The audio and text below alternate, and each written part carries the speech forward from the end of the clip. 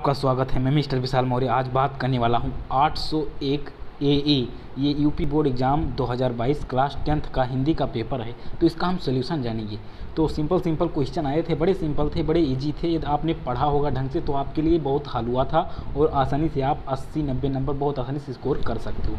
Question 1 का जो का खंड है बहुत ईजी है और इसमें महत्वपूर्ण बात यह है कि मुंशी प्रेमचंद का गोदान ये प्रसिद्ध उपन्यास है, ये बहुत प्रसिद्ध है। आपने यदि थोड़ा सा भी फोकस किया होगा तो इसका नाम तो आपने ज़रूर सुना होगा कि मुंशी प्रेमचंद जी ने गोदान एक उपन्यास है लिखा है।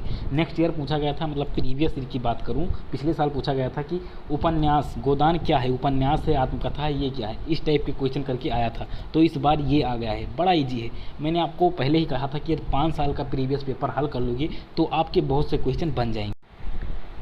खा नंबर क्वेश्चन है, निम्नलिखित कृतियों में से एक कृति के रचनाकार का नाम लिखिए।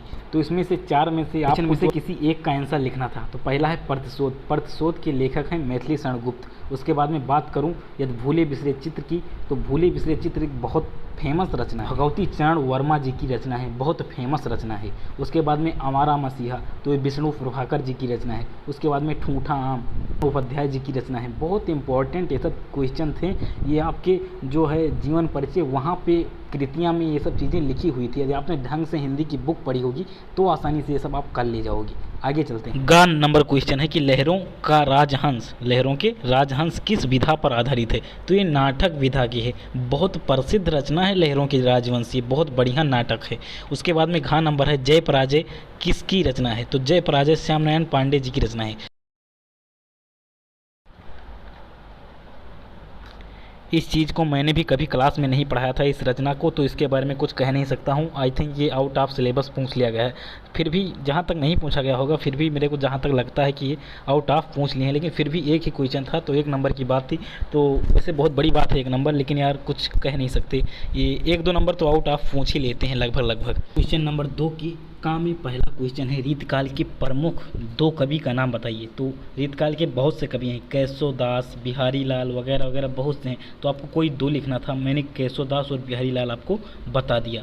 उसके बाद में खंड खा है, उसमें है छायावादी युग की किन्हीं 2 प्रवृत्तियों का उल्लेख कीजिए। तो छायावादी युग की विशेषताएं, प्रवृत्तियां मतलब होता है विशेषताएं। तो छायावाद की 2 प्रमुख विशेषताओं की बात करूँ तो उसमें है मानवतावादी दृष्टिकोण, पहला है ये लिख देना, और दूसरा है नारी के प्रति नवीन दृष्टिकोण, ये 2 हैं। और बहुत से विशेषताएं हैं, आपने जो 2 लिखा हो वो छायावाद का हो, बस कोई बात नहीं है, आपका 100% सही मान लिया जाएगा। बस छायावाद का होना चाहिए विशेषता। छायावाद की बहुत सारी विशेषताएं हैं, उसमें से किन्हीं 2 को आपको उल्लेख करना था।